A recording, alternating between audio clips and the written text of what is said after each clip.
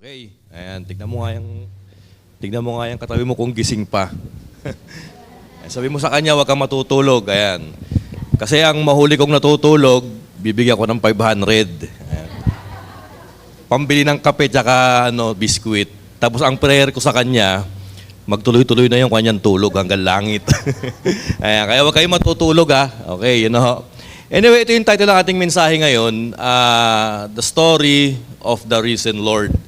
So when we say the story of the risen Lord, actually ito yung, kung isa-summarize mo itong title natin, gospel ang tawag dyan Yung mabuting balita, yung good news na ang Diyos ay minahal tayo, bagamat unworthy tayo, unlovable tayo, pero He sent Jesus Christ to die in our place doon sa cross para sa ating mga kasalanan.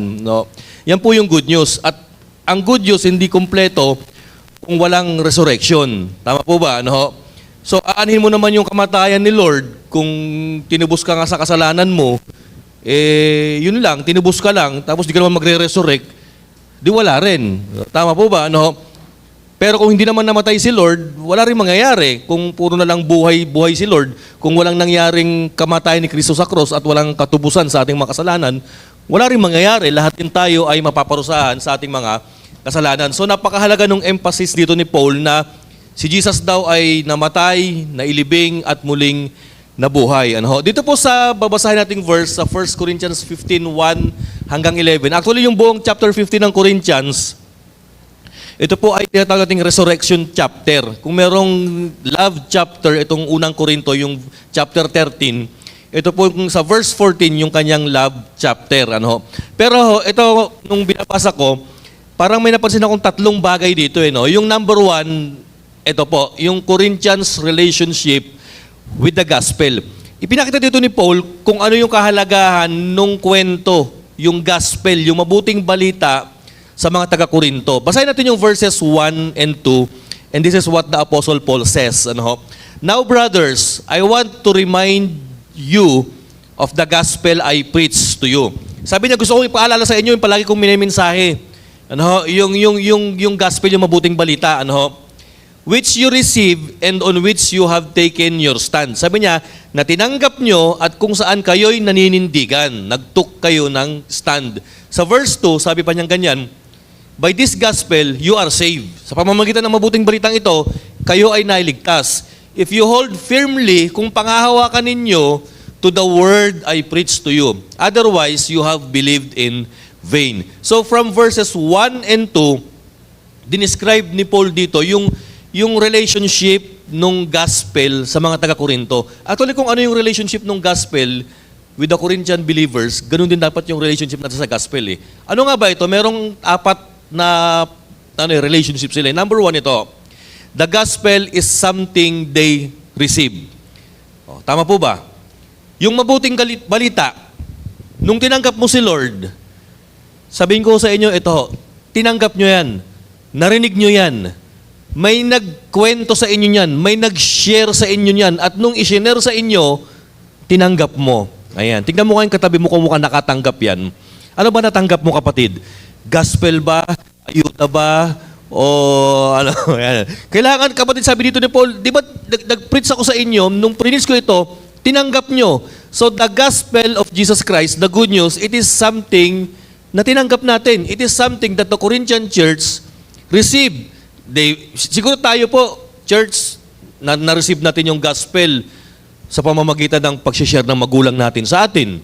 Na-receive natin yung gospel sa pamamagitan nung pagpapanood mo sa mga social media. Kunyari, may nag-share dun sa YouTube, sa Facebook. Siguro yung gospel narinig mo dahil siniran ka ng kaklase mo sa school. Ako, na-receive ko ang gospel, sa totoo lang, church, nung dinala nung tatay ko yung pastor sa amin para sharean ako Kasi namumroblema ko sa akin yung tatay ko. Ganun una ko na-receive o narinig ang gospel kay Kuya Bal Medina. Nung sinama niya para ako ay kausapin at yun nga, i-sharean ng gospel. So the gospel is something that they receive or the gospel is something that we receive. Tandaan po natin, tinanggap mo yan, hindi mo ginawa yan. Tinanggap mo yan, hindi mo inimbento yan. Tama po ba? No? Kung ano yung nasasabi sa Bible, kung ano-ano yung nagsisirculate na nagpasa-pasa throughout history ng church about the gospel of Jesus Christ, tinanggap mo yan. Tama po ba? No? Pangalawa po, ito.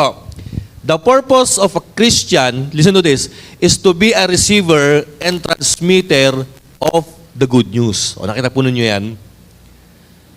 Isa pala sa pinaka-purpose natin, yung tumanggap at mag-transmit ng good news. Ano yung tinanggap mo at transmit mo?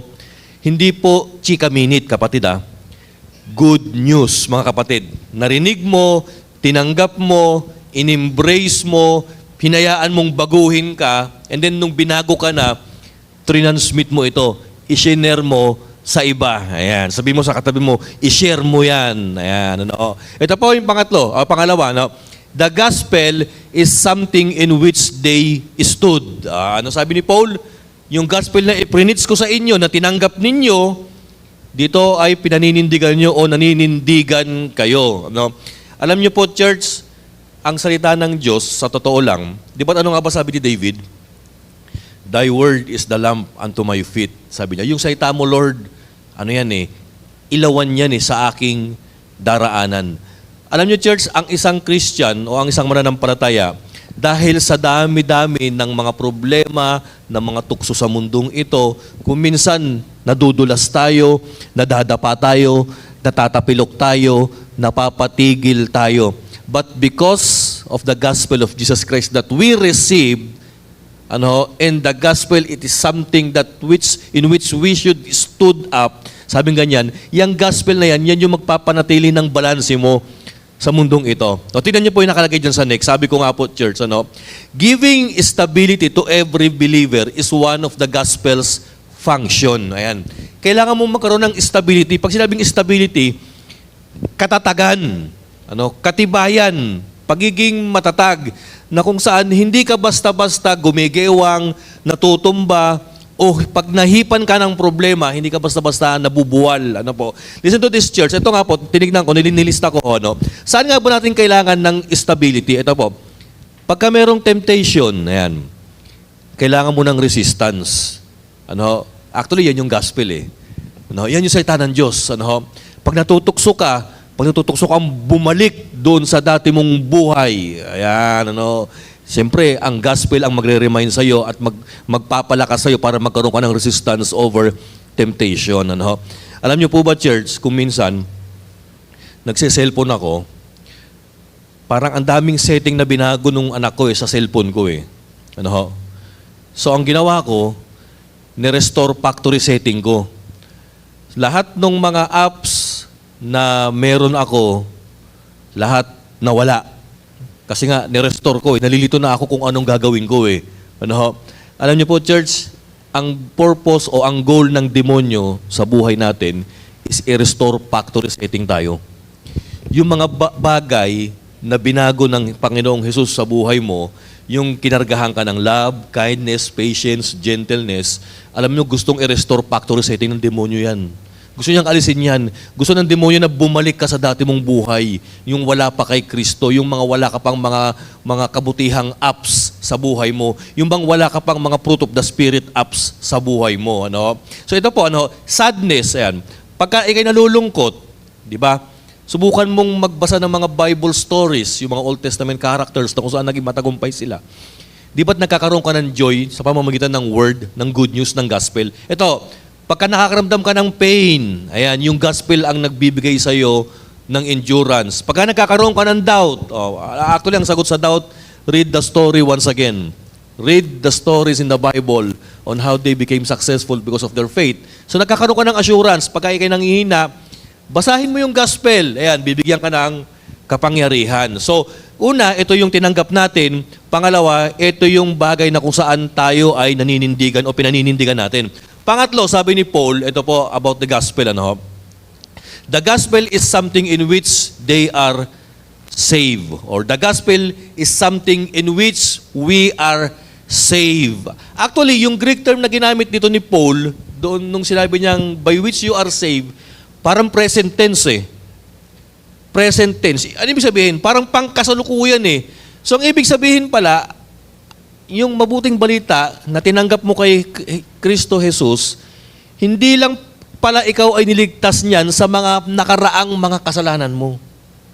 Bagkus, sa mga kasalukuyang struggles mo, sa kasalukuyang doubts mo, sa mga kasalukuyang pagsubok sa buhay mo, nililigtas ka niyan. Ano po? So grabe yung kaligtasan na tinanggap mo kay Lord. Hindi lang isang bagsak nung si Kristo ay tinanggap mo sa krus ng Kalbaryo, kundi maging sa present struggle mo, the good news, the gospel, the grace of God, si Jesus Christ, is continually saving you from any attack na ginagawa ng demonyo sa'yo.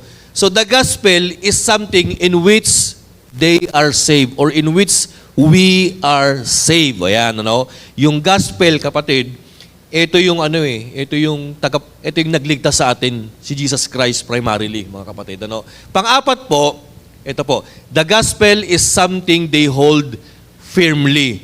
O nakita nyo, aside from pinanindigan nila, ito, iba yung they stood on it dun sa hold firmly. Iba yung pinanindigan mo sa pinangahawakan mo.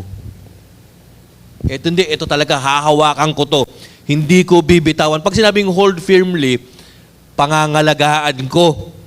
Hindi ko lang siya pinaninindigan, pangangalagaan mo pa. O, di ba't ang sarap nun, mga kababaihan, na nung sinabi sa inyo ng inyong mister, hindi lang kita panghahawakan, paninindigan pa kita. O, di ba dapat ganun din ang marinig sa atin ng ating Panginoon? The gospel is something that we hold firmly, mga kapatid. Okay, ano nga sabi ko dyan, Melba? Sabi ko nga po, pagdating po dun sa verses 3 and 4, basahin natin yung karugtong. Aside from the Apostle Paul gave us the relationship of the gospel to the Corinthian church, ito po, from verses 3 hanggang 4, dinescribe niya kung ano yung gospel. Ano nga ba itong gospel? Ayan, ano? So, sa verse 3, ito sabi niya, for what I receive, I pass on to you as of first importance. Sapagkat kung ano yung tinanggap ko, yun naman ang ipinapasa ko sa inyo na talagang napakahalaga, napaka-urgent, sabi ni Paul. Ano po ito yung gospel? Ito po, that Christ died for our sins. Ayan, ano. Actually, hindi lang niya sinabi na si Kristo'y namatay para sa iyo Talagang in-specify ni Paul kung ano ang pinakadahilan why Jesus Christ died on the cross. It is because for our sin. Alam niyo po ba, kung babansinin po natin, kakaiba ang Christianity among other religion. Kasi karamihan ng ibang ng mga relihiyon ngayon, ang prinopromote nila, the goodness of men. Kailangan mong maging mabuti para ikay pumunta ng langit. Kailangan mong maging sumunod o maging obedient din sa Bible natin, doon sa sinulat ng propeta natin para ikay ay pumunta sa langit. Never, kapatid na sila'y nagsabi about the wickedness of human being. Christianity lang ang may nagsabi niyan, na tayo ay nagkasala, tayo ay nasira, tayo ay naging marungis sa harapan ng ating banal na Diyos at kailangan natin ng kaligtasan, kailangan natin ng katubusan sa ating mga kasalanan. Only Christianity lang nagsasabi niyan, kapatid. Sa ibang religion, hindi, gumawa ka ng mabuti para makaubot ka ng 7 stages. Ayan, pag naka 7 stages ka na, o di nasa nasa nirvana ka na tinatawag, kapatid. Yun yung mga inaano nila Yun yung mga tinuturo nila Ano? Pero ang Christianity, ang gospel, ang good news ni Jesus Christ, ang tinuturo, sinasabi sa atin, hindi tayo naging maayos. Hindi maganda yung relationship natin kay Lord. Sinasabi na may kasalanan tayo, there's something wrong in us. Yan po ang sinasabi ng gospel. At yung something wrong sa'yo, yan yung kasalanan na humihilat, sumisira sa spiritual life mo. So kailangan mo ng tagapagligtas at yan yung ating Panginoong Jesus na namatay sa'yo para sa'yo dahil sa iyong mga kasalanan. Ano? So yan, ano yung number 1 na sabi niya? That Jesus Christ died for our sins. Sige, pakibalik sa verse 3, Melba? That Jesus Christ died for our sins. Ano sabi niya? According to the Scripture. O nakita nyo, merong katibayan o merong, kumbaga parang sinasabi dito ni Pablo na sinasabi na nung una pa lang sa banal na kasulatan Prinapisay na yan ng Scripture, sabi niya. So number 1, that Christ died for our sins. Pangalawa, ito po, sa verse 4, that He was buried. O yan, Alam niyo bakit pa binanggit ito ni Pablo yung pangalawang stage, yung buried? Bakit? Para patunayan talaga na namatay si Lord para sa'yo. Kasi may nagsasabi, hindi naman daw talaga namatay si Lord, nagkunya-kunyarian lang daw. Grabe, kunya-kunyarian pa ba yun? Yung pinako na nga sa krus, tapos talagang sinurbol na namatay siya, tinuhog siya ng Roman soldier sa tagiliran. Talagang namatay talaga ang ating Panginoon at naka-experience kung paano siya mailibing. Tama po ba? Ito maganda kay Lord. Lahat ng human pain na pwedeng sapitin ng tao, sinapit niya. Pinagdaanan niya. Tama po ba? So yan, that He was buried, ito patindi, that He was raised on the third day according to the Scripture. Actually, itong stages na ito, yung na siya'y mamamatay, maililibing, at muling mabubuhay sa ikatlong araw, sinabi na rin mismo ng Panginoon ito. Ano sabi niya? Itong templong ito, masisira ito eh. Tapos pag itong ikatlong araw, gagawin ko ulit ito eh. Kaya sabi ng mga paris sa kanya, ano kang galing mo naman? Yung mga modern engineer nga, hindi kaya yun. Ikaw 3 araw lang, titirahin mo yung templo. Yun yung sabi ng mga Yun yung sabi ng mga kumakalaban kay Lord eh. Pero nakita nyo, binabanggit pala dito nating Panginoon, yung kanyang death, burial, and then resurrection. Actually, ito rin yung death, burial, and resurrection. Ito rin yung simbolo ng bautismo natin eh. Tama po ba? Nung binautismohan ka, kapatid, ikaw ay, di ba, gumanong ka. Kung yung iba, paano ba yung pagkakabautismo sa inyo, sa iba? Sino dito yung binautismohan 5 seconds na kalublob, mga kapatid, o kaya 5 minuto, mga kapatid? Nito tayo, di ba, pag ikay binautismohan, pababa, it symbolizes your death. Tapos nung ikay nasa loob ng tubig, gumagano ka kapatid. Di ba it symbolizes that you are buried. O yan, Tapos nung ikay bumangon na, nung bumangon ka na doon sa tubig ng bautismo, it symbolizes your resurrection with Christ. Tama po ba? Sino dito yung hindi na nakaahon ng binautismuhan, mga kapatid? Wala naman ho. Tama po ba? So nakita nyo, actually sabi rin niyo po yan eh, sa Romans 6 yata, Chairman, pagka ang baptism daw, nagsisimbolo raw yan ng kanya, pagtumba, pagkahiga, at pagkabangon muli, mga kapatid. So yan po yung gospel na sinasabi dito ni Apostle Paul. Ngayon doon tayo sa pangatlo, church. Ito na ho. Pagdating sa verses 5 hanggang 11, ito na, inisa-isa ni Pablo yung mga witness nung risen Lord o kung saan nagpakita yung ating Panginoong Jesus. Let's read yung 5 hanggang 11. Ito ang sabi niya, And that He appeared to Peter. Ayan. And then to the 12. Ayan. Si Pedro, pati yung 12 alagad. Sa verse 6, after that, He appeared to more than 500 of the brothers at the same time, most of whom are still living, though some have fallen asleep. Diyan muna tayo. Ito, sa verse 6 tayo. Ang sabi dito ni Paul, nagpakita rin yung risen Christ doon sa 500 mahigit na mga kapanalig natin, na mga kapatiran natin, at ang karamihan sa kanila ay nabubuhay pa, bagamat ang iba nawala na, namatay na, sabi ni Paul. Bakit mahalaga na nababanggit ito ni Pablo, yung mga eyewitness nung risen Savior, mga kapatid? Bakit napakahalaga? Of course, kasi nung araw kasi kinukontra yung resurrection eh.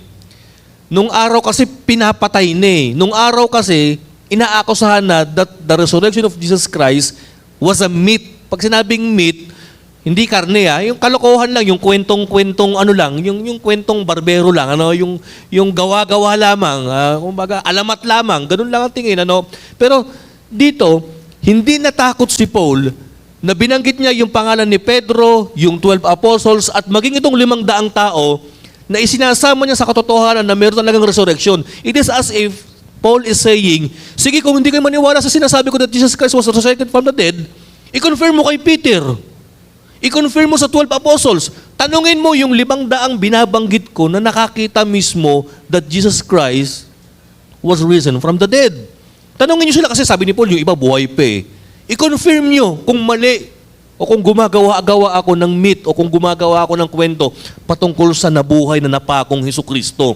So dito, ang lakas ng loob ni Paul na sabihin yung mga reference. O, tama mo ba, church? Ano? Nagpakita yan kay Pedro. Ngayon, kung di ka naniniwala sa akin, tanongin niyo si Pedro.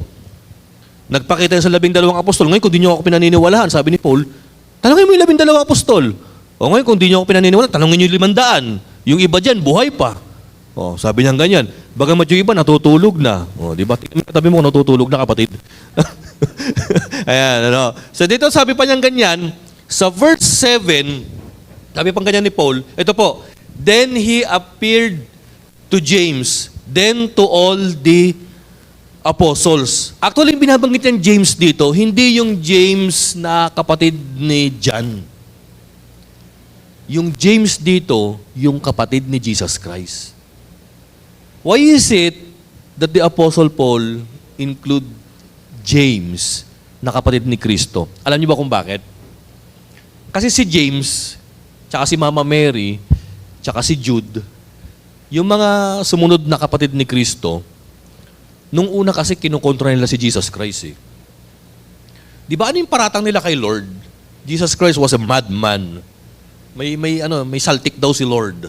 Sabi na, pinaniniwalaan yung kapatid namin, ni karpintero lang yan, may ganun yan.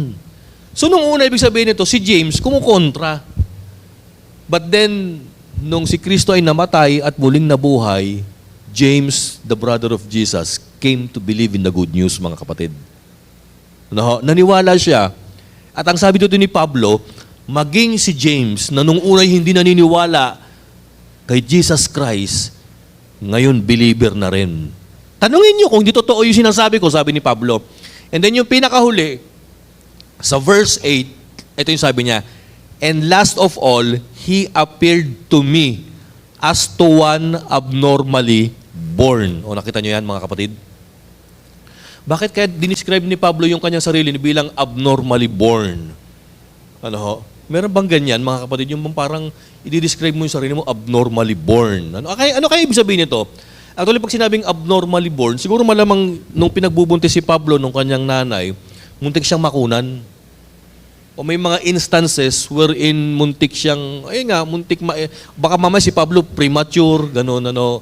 Kaya siguro na-describe niya na yung kanyang kapanganakan is abnormally born, mga kapatid. Ayan.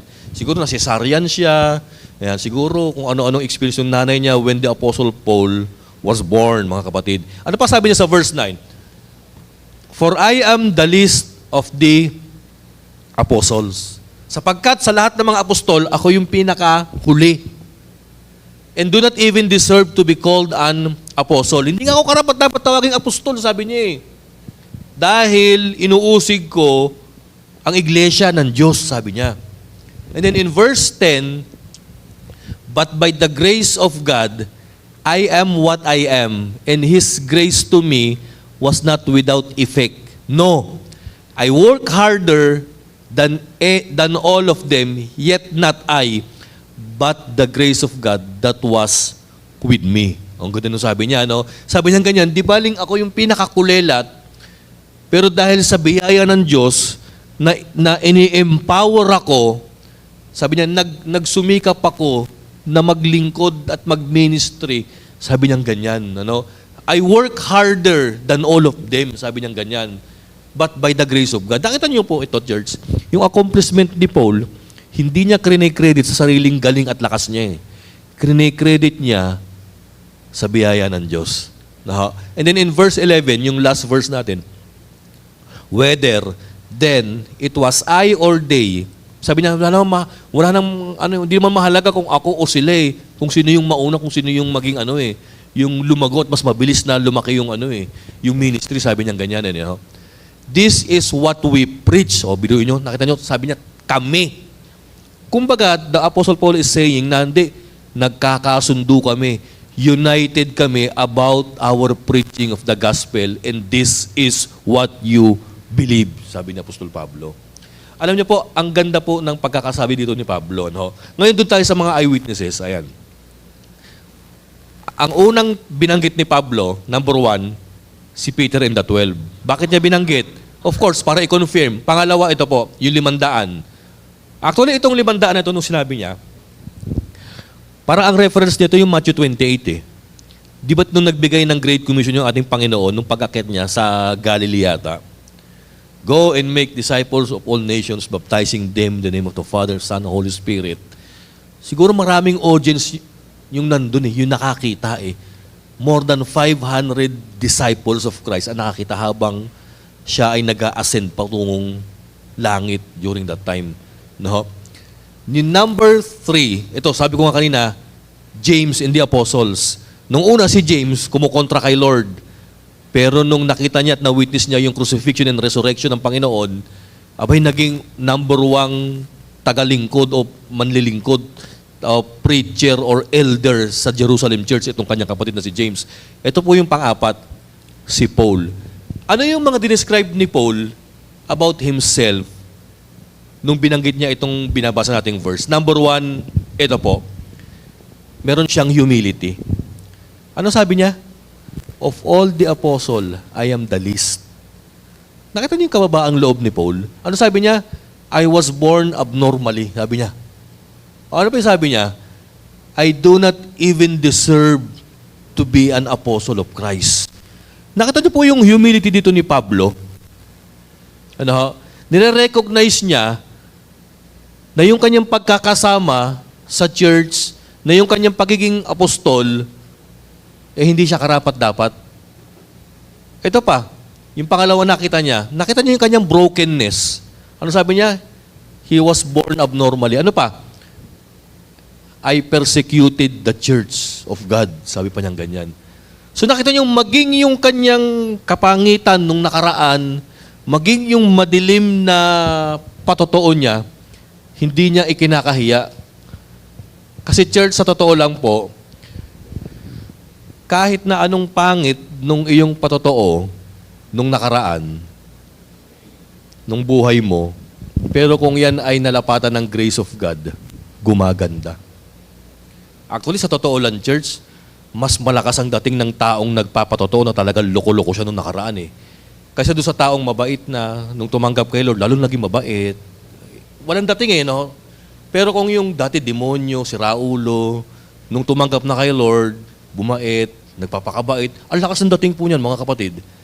Totoo yan, ang tao na talagang notorious nung araw, na talagang sirang-sira, na talagang troublemaker sa church, tapos binago ni Lord, pag nagpatotoo yan, ang lakas ng dating, mga kapatid.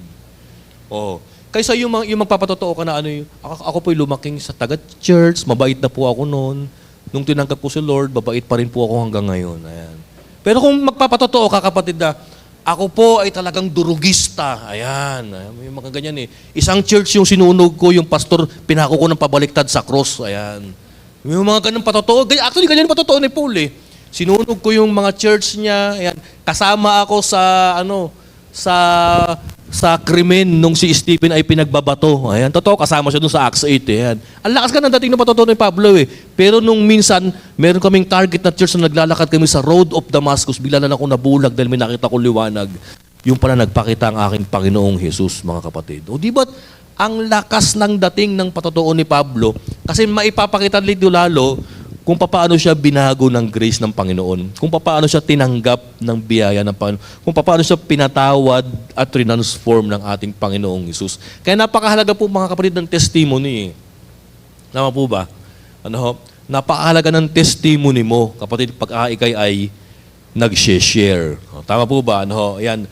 The importance of God's grace. And then yung pang-apat na ipinakita dito ni Pablo, yung sense of achievement niya and sense of fellowship niya and relationship niya with the other apostles of Jesus Christ. Ano sabi niya? Bagamat ako yung least, pero I work harder than them.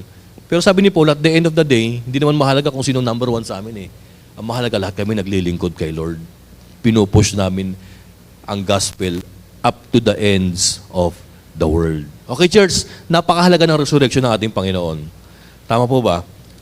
Pagka ang isang Christianity ay walang resurrection, para lang din tayong relihiyon. Tama po ba? Walang kaligtasan. Ano sabi ni Paul? Actually, dinugtungan ni Paul yung kanyang sulat dyan, yung verses 12 to the following verses, hanggang sa end ng chapter 15. Nagsabi siya ng mga worst case scenario, what if resurrection, o what if ang resurrection hindi daw totoo?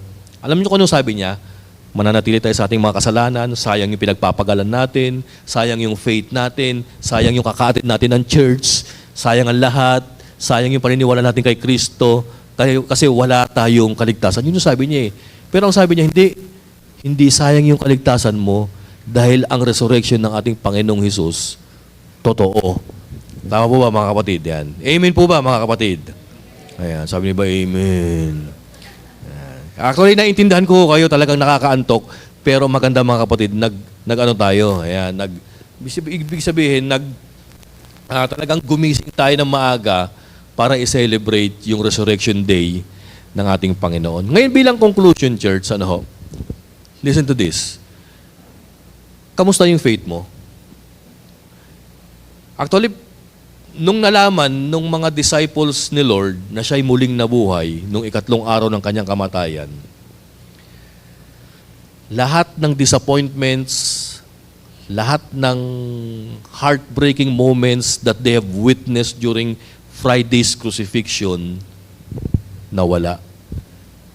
Kasi nag-focus, nawala yung shift nila sa cross at nalipat sa empty tomb. No? Sa totoo lang, church, di ba't ang sign ng pananampalatayang Kristiyano, cross? Pero sa totoo lang, we don't celebrate the cross. We celebrate the empty tomb. Oo, magandang merong cross kasi natubos yung kasalanan natin. Pero kung doon ka lang mananatili sa cross at may stuck ka dyan, grabe, ang buhay pananampalataya mo, kada taon, kada araw na nag-i-exist ka, mala Biyernes Santo. Tama po ba? Pero kung nakadwell ka doon sa resurrection ng ating Panginoon, doon sa empty tomb, doon sa risen Lord, iba ang mararamdaman mo. Yung kapaitan ng buhay, yung kalungkutan, yung kasawian ng buhay, maging yung kamatayan ng buhay, iba kung papaano mo siya i-handle. Kasi meron kang pag-asa doon sa resurrection ng ating Panginoon eh. Tama po ba mga kapatid? Pero, kung wala kang idea ng resurrection ng ating Panginoon at ang pagkakaalam mo lang yung buhay dito, naku po, grabe, ang gagawin mo lang, magfo-focus ka lang sa mga bagay na naririto. Tama po ba? Kaya nga ako naniniwala doon sa sabi ni C.S. Lewis eh. All that is not eternal is eternally useless, sabi niya. Tama po ba? Ang lahat ng mga bagay na may hanggan, ayan, walang kwenta yan pagdating sa eternity, pagdating sa forever, sabi niya. Kaya pansin niyo, church, ano yung philosophy ng ibang tao? Eat, drink, and be merry, for there will be no tomorrow. Yan yung mga motto nila eh. Nagiging materialistic tayo, kasi minsan pangangatwiranan pa natin eh. Mag-enjoy ka na sa buhay mo. Kasi YOLO na eh, YOLO. Ano ba yung YOLO? Parang yellow yata yun eh. No? Pag sinabing YOLO, you only live once. O, tama po ba? Minsan ganun eh. Kaya, habang nabubuhay ka, enjoy. Party-party, kain-kain, magpakasaya tayo. Ayan, kasi ito lang ang buhay eh. Pero kapatid, kung ikaw ay Kristiyano na bagamat nakakaramdam ka ng setback, nakakaramdam ka ng kapighatian, ng kalungkutan, because you lost a loved one, mga kapatid, iba ang pananaw mo eh. Hindi mo hahabulin yung material things. Alam mo kung ano hahabulin mo? Yung kagagagain ng sabi ni Pablo. Yung sa Philippians 3, wala akong hinahangad pa kundi maging kagaya ni Kristo at makiisa sa kanyang resurrection. Yun yung mindset mo ngayon, mga kapatid. Alam niyo, church, isang payo lang na maging si Haring Solomon, ganyan din ang sinabi niya, church eh. Sa verse or sa chapter 2 po ng Ecclesiastes, actually yung Ecclesiastes po, ano yan eh, pag sinabing Ecclesiastes, mga ngaral po ang ibig sabihin yan eh. Si Haring Solomon, lahat na ng material things, lahat na ng pwedeng makuha ng tao sa mundong ito, everything that this world can give and that can offer, natikman ni Haring Solomon. Kung babasahin po ninyo yung Ecclesiastes 2, ito sabi niya eh, sinubukan kong paligayahin ang aking sarili sa pamamagitan ng mga alak. Biro mo, naglasing daw siya eh. Pero anong findings niya? Meaningless, vanity, wala ring kwenta, sabi niya. Ito pa sabi niya, sinubukan ko ring alawin ang aking sarili sa mga babae. Biruin mo, dami niya mong karelasyon, kapatid. Alam niyo ba kung ilan na asawa ni Haring Solomon? 300. Tapos meron siyang 700 concubines. Biruin mo, 300 na kayong asawa mo, hindi ka pa nakontento. Meron pa siyang 700 na concubines. Pag sinabing concubines, sa Tagalog, jowa. Nakita po ninyo yan? So sabi niya, lahat sinubukan ko. Tapos ito na, aside from happiness sa buhay, ito ang sabi niya, binanggit din niya kanya mga accomplishment. Nakapagpatayo ako ng patubig sa disyerto, nakagawa ako ng mga gusali sa iba't ibang lugar. Kasi ang Israel, talagang mabato, mabuhangin eh. Biruin mo, nakapagpatayo siya ng patubig sa disyerto, no? Para nakapagpatayo ng resort sa Chocolate Hills, mga kapatid, yung kanyang nagagawa, no? Grabe yung kanyang nagawa, sabi nga ni Solomon. Pero sabi niya, hindi eh. Hindi pa rin ako satisfied, sabi niya. Malungkot pa rin ako. Biro mo, ito pa sabi niya, ang dami kong mga biniling slave, mga lalaking slave, mga babaeng slave, pati mga manunugtog ko, sabi niya, binibili ko yan. Biro mo, pati mga sikat na mga artist, singers, nabibili ni Solomon, napapatugtog niya sa kanyang private place, mga kapatid. Actually, church, kung titignan natin yung sinasabi dito ni Solomon, siguro kaya niyang upahan si Taylor Swift, sila Ed Sheeran, kumanta lang sa burol, mga kapatid. Oh, kaya niyang upahan yan. Totoo, ang Pilipinas hindi kaya papuntahin si dito, sila Taylor Swift eh. Pero sa time ni Haring Solomon, kayang-kaya ko yan, sabi niya. Sinabi niya lahat yung kanyang accomplishments, yung kanyang kaligayahan. Pero ano sabi niya about life? Meaningless, meaningless, meaningless. Vanity, vanity, vanity. Walang kabuluhan, sabi niya. Alam niyo ang problema ngayon, mga kapatid? Ang mga tao, yan ang hinahanap. Yung mga material things, mga kapatid. O, di ba kaya nga lagi ko nga sinasabi minsan, kilay is life, mga kapatid. O, nakita niyo yan. Ang problema, kilay is life, tanungin ka ni Lord, nasa ng spiritual life. O, di ba? Tapos kung minsan, kailangan ko ng lotion, yung mga magpapapahid-pahid. Lotion, lotion. Ang problema, tanong ni Lord, nasa ng devotion? O nga no, Lord, puro ko lotion. Walang devotion, mga kapatid. Ano? So, biruin nyo, no, lahat tayo, mga kapatid, pinupush natin, hinahabol-habol natin lahat ng mga yan. Hindi ko naman po sinasabing wag na kayong magpaganda kasi mamamatay rin lang ho tayo, mga kapatid. Ano? Hindi po yan yung sinasabi ko. Ano? Mahalaga pong magpaganda. O, tama yan. Pero, kung pagpapaganda na lang ang palagi mo ginagawa at nakakalimutan mo na si Lord, yan po ang pangit, mga kapatid. Tama po ba? Ano ho? Aanin mo, ang ganda-ganda nga ng kilay mo, mapupunta ka naman sa impyerno. Di ba?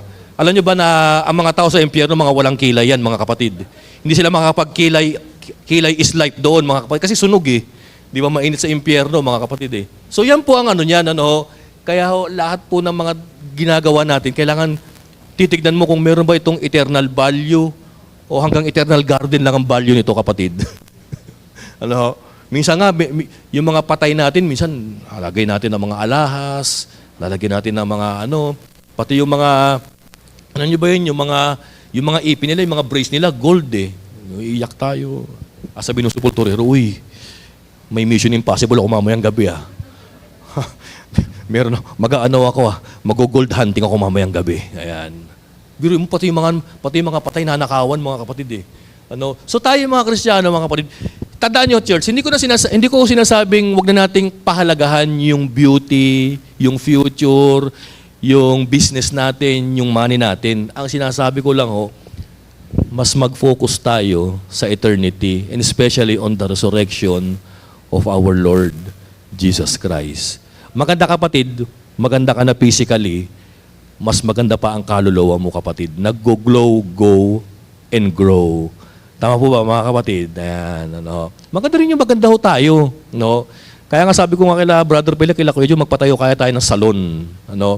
Tapos ang motto ng ating salon, your ugliness is our business. Tama po ba mga kapatid?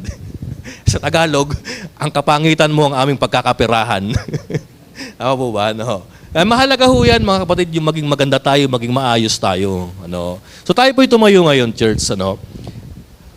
Let us focus right now on eternal things, on spiritual things.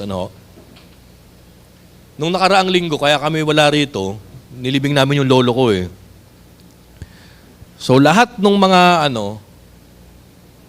doon sa probinsya namin, lahat ng mga death experts, major in pamahiin, naglabasan mga kapatid.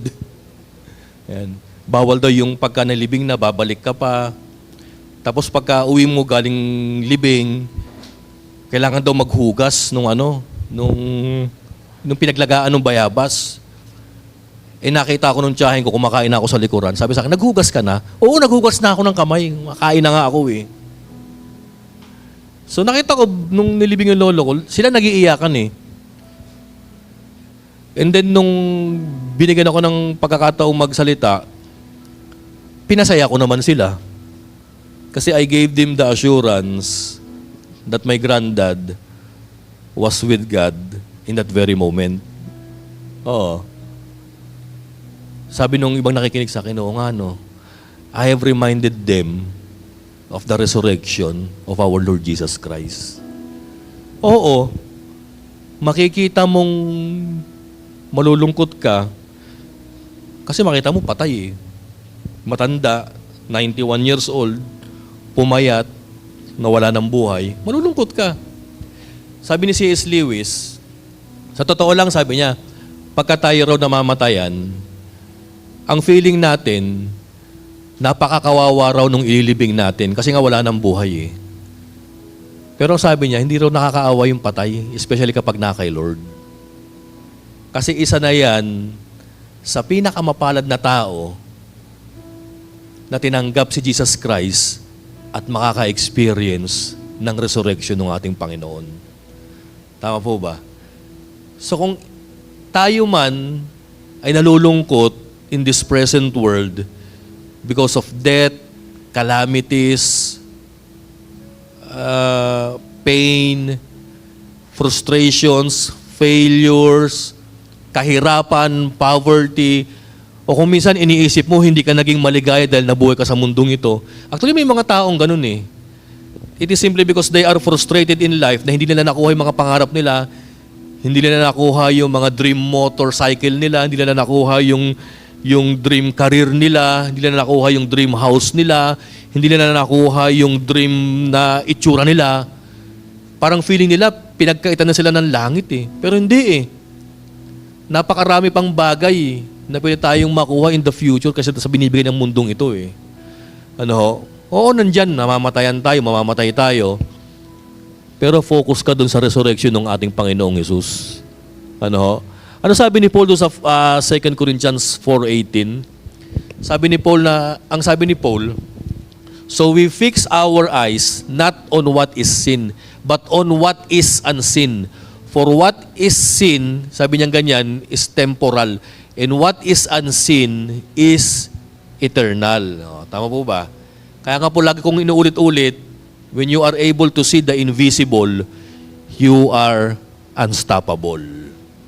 So tayo po tayo po manalangin.